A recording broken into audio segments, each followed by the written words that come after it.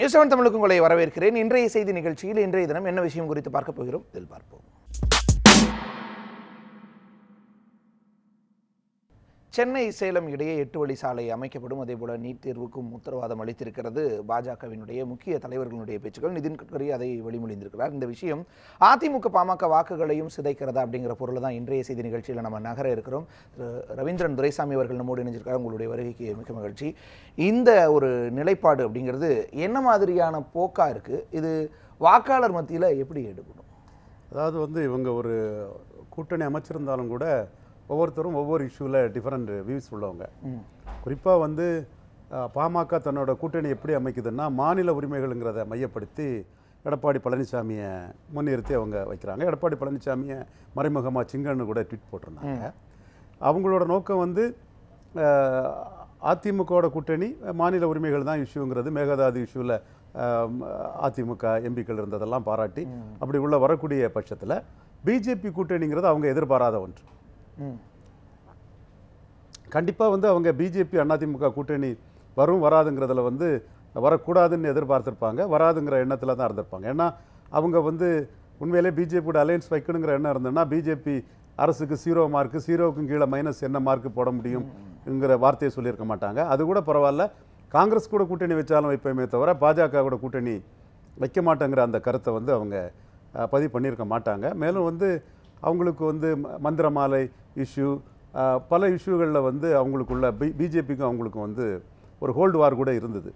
2016ஆம் ஆண்டு அன்புமணியை முன்னிறுத்தணும்னு சொல்லும்போது பிஜேபியில் உள்ள தலைவர்கள் எனக்கு தெரிந்தவரை என்ன சொல்லிட்டாங்கன்னா, நீங்கள் மிகவும் பிற்படுத்தப்பட்டவர்களை பிரதிநிதித்துவப்படுத்தக்கூடிய ஒரு பார்ட்டி, நாங்கள் பிற்படுத்தப்பட்டவர்கள் தான் எங்ககிட்ட இருக்கிறாங்க, இது உங்கள் தலைமையை நாங்கள் ஏற்றுக்கிட்டால் எங்கள் வாக்காளர்கள் அதை அக்செப்ட் பண்ண மாட்டாங்க, அது பொருந்தா கூட்டணி ஆயிடும்னு 2016 சட்டமன்ற தேர்தலில் அன்புமணியை சீஃப் மினிஸ்டராக ப்ரொஜெக்ட் பண்ணும்போது அதை ப்ரொஜெக்ட் பண்ணி நாங்கள் கூட்டணி நிற்க முடியாது. 2016 ஒன்றா நின்றவங்க தான் இந்த பிசிஎம்பிசி கான்ஃப்ளிக்டில் அவங்க அதை ஒரு கருத்தை சொன்னதாட்டு ஒரு தகவல் உண்டு. இப்போ என்னென்னா ஒவ்வொரு இஷ்யூலேயும் லூசர்ஸ் இருப்பாங்க, கெய்னர்ஸும் இருப்பாங்க. அப்போ நீங்கள் லூசர்ஸுக்காக ஒரு பார்ட்டி நிற்கும், கெய்னர்ஸுக்காக ஒரு பார்ட்டி நிற்கும்.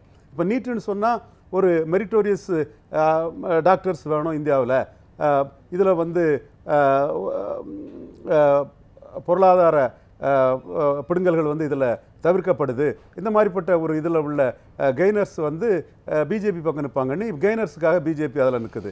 லூசர்ஸுங்கிற பாயிண்டில் பார்த்தான்னா இந்த நீட்டில் மிகவும் பிற்படுத்தப்பட்டவர்களுக்கு கம்பேரிட்டிவ்லி டாக்டர்களோட எண்ணிக்கை, குறிப்பாக வன்னியர் சமுதாயத்துக்கு டாக்டர்களோட எண்ணிக்கை ஏற்கனவே இருந்த செட்டப்பில் ஒப்பீட்டு அளவில் இருந்ததோட குறையுது. அப்போ இது கூடாதுங்கிறதுல பாமகவுக்கு ஒரு நிலைப்பாடு இருக்குது. அப்போ பாமக நிலைப்பாடு அவங்க வாக்கு வங்கிக்காக அவங்க பண்ணுறாங்க. ஆனால் இது எல்லாம் ஒரே அணியில் இருந்து வர்றது. ஏன்னா முரண்பாடு இருக்கலாம், ஆனால் ஒரே அணிக்குள்ளே இருக்கும்போது அந்த முரண்பாடு ஒரே மேடைகளில் பிரதிபலிக்கிறதுங்கிறது வாக்காளனுக்குள்ள பாதான். நிச்சயமாக டிஃப்ரென்ஸ் ஆஃப் இன்ட்ரெஸ்ட் இருக்குங்கிறதான் நான் ஃபஸ்ட்லேயே சொன்னேன். அதே மாதிரி 8 வழி சாலைனாலும் கூட விவசாயிகளுக்காக பாமக நிற்குது, அவங்களோட வாக்கு வங்கி இது டெவலப்மெண்ட், வளர்ச்சி, அதனால் உள்ள பிஸ்னஸ் ஆக்டிவிட்டீஸ், இது சம்பந்தமான எதிர்பார்க்கக்கூடிய வாக்காளர்களுக்காக பாஜக நிற்கும். ஸோ பாஜகவோட கோர் ஓட்டிங் கான்ஸ்டுவன்சி வேறு, பாமகவுக்கு கோர் ஓட்டிங் கான்ஸ்டுவன்சி வேறு. இந்த ரெண்டு இவங்க வாக்கு வங்கிக்காக தான் இவங்க அரசியல் பண்ண முடியும், அவங்க வாக்கு வங்கி தான் அரசியல் பண்ண முடியும். ஸோ இப்படி இருக்கக்கூடிய பட்சத்தில் பாஜகவுக்கு 2வது இடம் நமக்கு இங்கே கிடைக்கலங்கிற ஒரு மன வருத்தம் பாஜகவுக்கு அதிருப்தியும் இருக்குது. பாஜக எடப்பாடி பழனிசாமி தான் பண்ண. நீங்கள் எடப்பாடி பழனிசாமி டம்மி, பிஜேபி சொல்கிறத கேட்பாரெல்லாம் சொல்லிட்டு இருக்காங்க. அது இல்லைங்கிறதுக்கு ஒரு கிளாசிக்கல் எக்ஸாம்பிள் தான் இது. பாஜகவை தென் மாவட்டத்தில் 4 தொகுதி, மேற்கு மாவட்டத்தில் வேறு வழி இல்லாமல் 1 தொகுதின்னு 5 தொகுதிக்குள்ளே அவர் கன்ஃபைன் பண்ணிட்டார். இன்னும் வட மாவட்டத்தில் பாஜக இல்லை. தமிழ்நாட்டை 2 மாநிலமாக பிரித்தா அந்த தென் மாநிலத்தில் ஒரு கட்சி தான் பாஜக தவிர வட மாவட்டத்தில் பாஜகவுக்கு எந்த ஸ்டேக்ஸும் இல்லை, 1 தொகுதி கூட இல்லை. தென் சென்னை அவங்க நிற்க முடியல, இவங்க கிருஷ்ணகிரி நிற்க முடியல. ஸோ பாஜக என்ன நினைக்குதுன்னா சில இஷ்யூஸில் பாமகவை நம்ம ரப் பண்ணால் கூட நமக்கு அதனால் பாதிப்பு வந்துடாது, அந்த 5 தொகுதிக்குள்ளேயும் பாமகவில் எந்த பாதிப்பு வந்துடாதுங்கிற. அதிமுக வைக்கக்கூடிய முழக்கமான நீட்டுக்கு நாங்கள் விலக்களிக்கிறதுக்கு வலியுறுத்துவோம், போராடுவோம்னு சொல்கிறேன். அந்த முழக்கத்திலேருந்து வேறுபடுறது பாதிப்பு ஏற்படுத்தாதா? இல்லை இப்போ அதிமுகவும் நீட்டு இது 8 வழி சாலை எல்லாம் ஆல்மோஸ்ட் கொஞ்சம் டிஃப்ரென்ஸ் இருந்தாலும் பாஜகவோட கருத்தை ஒத்துக்கிட்டு போகக்கூடிய நிலைமைக்கு வந்துட்டாங்க. அதில் வந்து டயமெட்ரிக்கலி ஆப்போசிட்டாக நின்னது பாமக மட்டும்தான். இப்போ வந்து இது எங்கள் அணி, எங்கள் தலைமையிலான அணி, நாளைக்கு இதில் வரக்கூடிய வாக்குகள்லாம் எங்களுக்கான வாக்குகள், நாங்கள் இதை வச்சு முன்னிறுத்தி நாங்கள் தமிழ்நாட்டில் அரசியல் பண்ணுவோம். அதனால் எங்கள் பாயிண்ட் ஆஃப் வியூவில் வந்து நாங்கள் காம்ப்ரமைஸ் ஆக மாட்டேங்கிறனால தான் 8 வழிச்சாலை தேவை, நீட்டு தேவைங்கிறதுல வந்து பாஜக உறுதியாக இருக்குது. இந்த நிலைப்பாடு வந்து தமிழக பாஜக வந்து டெல்லி பாஜகவோட முழு எண்ண ஓட்டங்களையும் தெரியாமல் செயல்பட்டதன் விளைவு தான் வந்து பல இஷ்யூக்களில் வந்து தமிழ்நாட்டில் வந்து ஒரு காம்ப்ளிகேஷன் உருவாச்சு. இவங்க வந்து தமிழ்நாட்டில் வந்து எல்லாரும் தொடர்ந்து எதுக்கும் போது வந்து தமிழக பாஜக மன வலிமை இல்லாமல் நாங்கள் கொண்டு வரல, திமுக கொண்டு வந்து அப்படி இப்படி என்னத்தையாவது பல இஷ்யூகளில் வந்து அந்த இஷ்யூ நல்ல விஷயம்தான், இதில் வந்து வளர்ச்சி இருக்குது, இதில் வேலைவாய்ப்பு கிடைக்குதுன்னு கிறிஸ்டல் கிளியராக தங்களோட ஸ்டாண்டை சொல்ல தெரியாமல் தமிழக பாஜக வந்து திணறியது. ஆனால் டெல்லி பாஜக எங்கள் ஸ்டாண்ட் இதுதாங்கிறத ஆனஸ்டாக டைரெக்டாக சொல்கிறாங்க.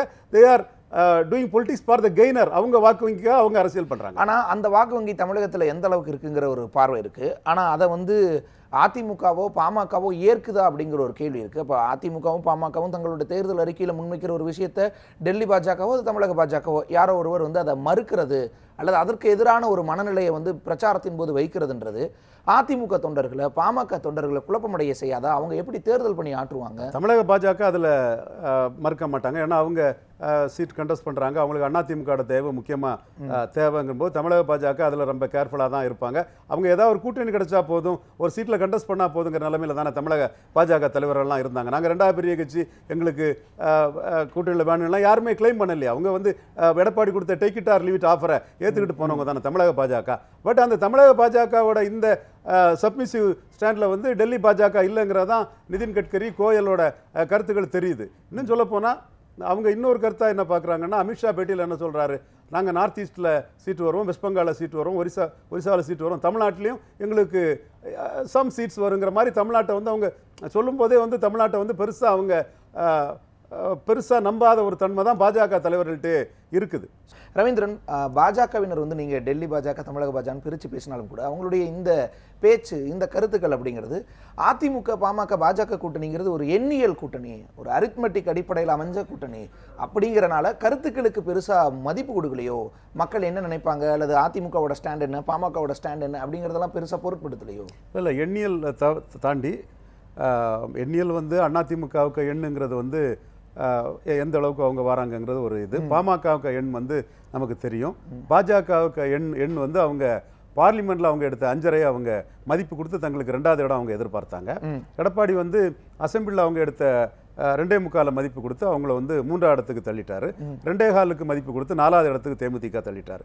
ஸோ அந்த எண்ணியல் வந்து சட்டமன்ற தேர்தலுக்கான எண்ணியலை அதாவது மேஜர் பார்ட்னர் எடப்பாடி பழனிசாமி அவர் சட்டமன்ற தேர்தலுக்கான எண்ணியலை பயன்படுத்தி சரியான அளவில் தான் அது பண்ணுறாரு. 5.5%க்கு 7, 2.25%க்கு 5, அந்த மாதிரிப்பட்ட இதில் வந்து அளவுகோல் கரெக்டாக தான் பண்ணுறாரு. ஆனால் பாஜகவை பொறுத்தவரை நாங்கள் வந்து இந்தியா ஃபுல்லாக மோடியும் அமித்ஷாவும் வளர்ந்துட்டு இருக்காங்க. ஹரியானாவில் வளர்ந்துட்டாங்க, நார்த் ஈஸ்டில் வளர்ந்துருக்குறாங்க, இப்படி பல இடங்களில் கேரளாவில் கூட 15% வாக்குகளுக்கு மேலே போயிட்டாங்க. அப்படி இருக்கும்போது வந்து தங்களை முன்னிறுத்தி அந்த தேர்தல் நடக்கும்போது வந்து தங்களுக்கு 2வது இடம் வேணுங்கிறத பாஜக எதிர்பார்த்தது. ஆனால் பாஜக கூட்டணியே தேவையில்லைங்கிற அளவு தான் எடப்பாடி பழனிசாமி முதல்ல இருந்தார். ஏன்னா தம்பித்துறை சொன்ன மாதிரி நீங்கள் வந்து ஸ்டாலினை நோக்கி போனீங்க, ஸ்டாலின் தான் எல்லாமேன்ட்டு போனீங்க, அடுத்தால வந்து நடிகர் ரஜினிகாந்தை நோக்கி போனீங்க, அங்கேயும் இல்லை இங்கேயும் இல்லைனால வேறு வழி இல்லாமல் எங்கிட்ட வந்திருக்கீங்கிறது தான் தம்பித்துறை ஓப்பனாக சொன்னார். இது வந்து தெளிவான துணை சபாநாயகரோட தெளிவான ஒரு ஸ்டேட்மெண்ட் தான். அப்படி இருக்கும்போது வந்து பாஜகவுக்கு ஆப்ஷன் இல்லாதனால பாஜகவை 5 சீட்டில் எடப்பாடி பழனிசாமி கன்ஃபைன் பண்ணிட்டாங்க. பட் அவங்க வந்து நீங்கள் தமிழ்நாட்டில் என்ன எல்லாரும் சொல்கிற மாதிரி அவங்க தான் அந்த ஆட்சியை ஆட்டி படைக்கிறாரு அது இதெல்லாம் சொல்கிற மாதிரி அவங்களுக்கே அவங்கள பற்றி ஒரு பெரிய நினைப்பு இருக்கும்போது வந்து சிம்பிளாக பாமக கீழே அவரை பிளேஸ் பண்ணி எடப்பாடி தான் ஒரு பெரிய இந்த வார்த்தையை மீண்டும் சொல்கிறேன் ராஜதந்திரின்னு நிரூபிச்சிட்டாரு. அப்படி இது வந்து பாஜகவால் அதை தாங்க முடியாத ஒரு தன்மையை நான் பார்க்குறேன். அந்த ராஜதந்திரி நீட் விலக்கு பெறுவோம் வலியுறுத்துவோம் அப்படின்னு சொல்லியிருக்காரு.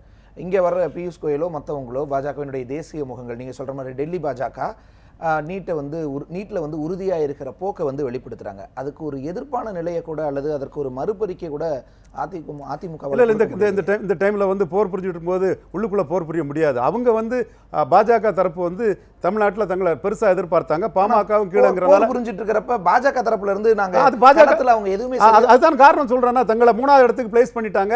வட மாவட்டத்தில் தங்களுக்கு கட்சியே இல்லை, தங்கள் நினைச்ச தென்சென்னை கிடைக்கல, தங்கள் நினைச்ச இது கிருஷ்ணகிரி கிடைக்கல, திருப்பூர் கிடைக்கல, இந்த மாதிரிப்பட்ட எண்ணங்கள் அவங்களுக்கு இருக்கலாம். அதனால பாஜக வந்து அதிமுகவினுடைய வாக்குகளையோ அல்லது பாமகவினுடைய வாக்குகளையோ சிதைக்குதுன்னு சொல்லலாம். சிதைக்குன்னு சொல்லல, கிடைக்கிற வாக்கு எங்களுக்கான வாக்குன்னு நாளைக்கு கிளைம் பண்ணக்கு வராங்க. நாங்க எங்க ஸ்டாண்ட்ல கரெக்டா இருந்தோம், இது நீட் வேணும்னு கிடைச்ச வாக்கு, இது வந்து 8 வழிச்சாலை வேணும்னு கிடைச்ச வாக்கு, இது முத்தலாக் கூடாதுங்கிற வாக்குகள், இது முஸ்லீம் பெண்களோட நலன் காக்கப்படணும்னு கிடைச்ச வாக்கு, இது காமன் சிவில் கோடு வேணும்னு கிடைச்ச வாக்கு, இது வந்து 370 காஷ்மீருக்கு இருக்கக்கூடாதுன்னு நினைச்ச வாக்குன்னு அந்த வாக்குக்குள்ள இந்துத்துவா உள்ள கொண்டு வந்து தங்களை நாளைக்கு இது பண்ணதுக்கு முயற்சி பண்றாங்க. அது வந்து எடப்பாடி பழனிசாமிக்கு தெரியும், டாக்டர் ராமதாஸுக்கு நல்லா தெரியும்.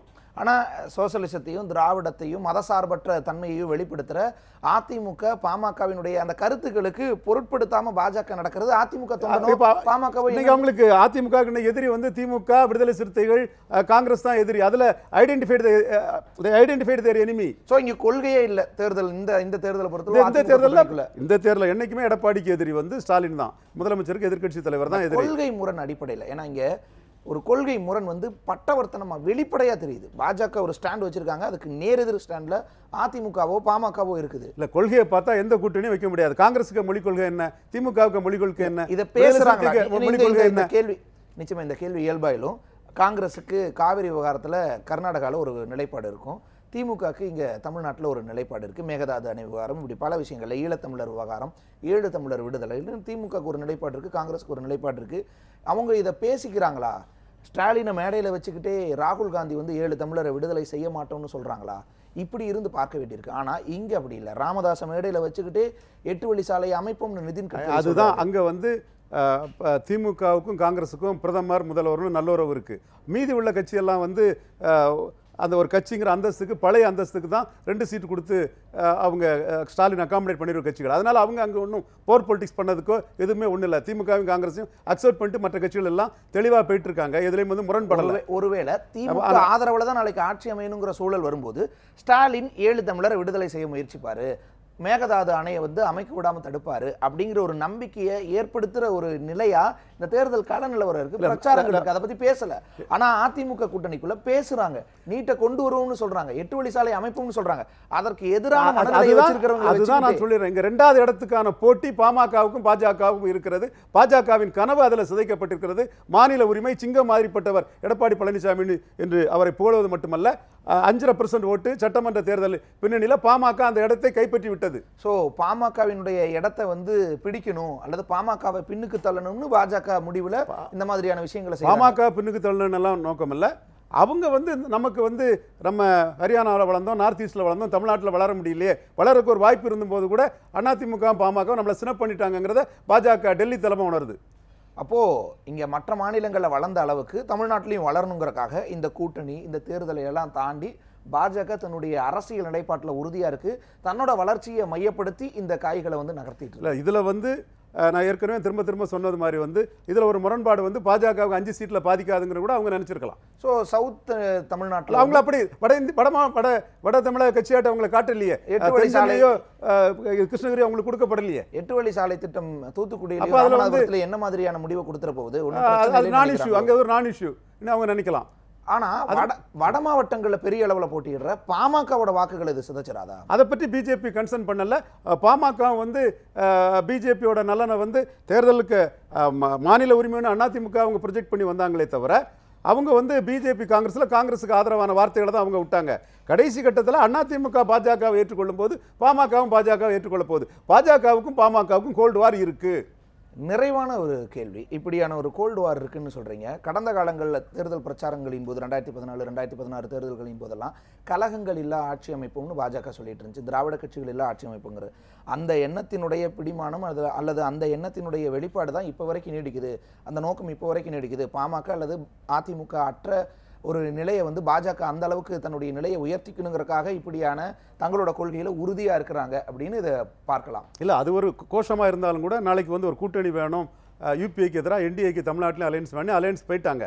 அலையன்ஸ்ல அவங்களுக்கு முழு திருப்தி இல்லை, அவ்வளவுதான். அந்த திருப்தி இல்லாதது இதெல்லாம் வெளிப்படுது. நிச்சயமாக அதுதான் தம்பித்துறை சொன்னார். நீங்கள் உங்கள் திமுக அலையன்ஸ்க்காக ஓடினீங்க, ஸ்டாலின் பின்னால் ஓடினீங்க, ஸ்டாலின் உங்களை கண்டுக்கல, அப்புறம் நடிகர் ரஜினிகாந்த் பின்னாடி ஓடினீங்க, இப்போ வேறு வழி இல்லாமல் எங்கிட்ட வந்திருக்கீங்கன்னு சொல்லி தானே அதிமுகவே take it or leave it offer தானே கொடுத்து பாஜக வச்சிருக்கு. இதுதானே உண்மை. நிச்சயமான இந்த குழப்பங்கள் எல்லாம் அல்லது இந்த பிரச்சனைகளை எல்லாம் வாக்குகளை எந்த அளவுக்கு பாதிக்கும், வாக்காளன் எந்த அளவுக்கு பாதிக்குங்கிறத தாண்டி அது மக்கள் தான் முடிவு பண்ணணும். நிச்சயமான அதை தாண்டி தேர்தல் வேலை செய்கிற அதிமுக பாமக தொண்டனை எந்த அளவுக்கு பாதிக்குங்கிறது நம்ம பார்க்க வேண்டியிருக்கு. உங்களுடைய வருகைக்கும் நீங்கள் பகிர்ந்து கொண்ட கருத்துக்களுக்கும் மிக்க நன்றி. மீண்டும் ஒரு இன்றைய செய்தி நிகழ்ச்சியில் சந்திக்கலாம். வணக்கம்.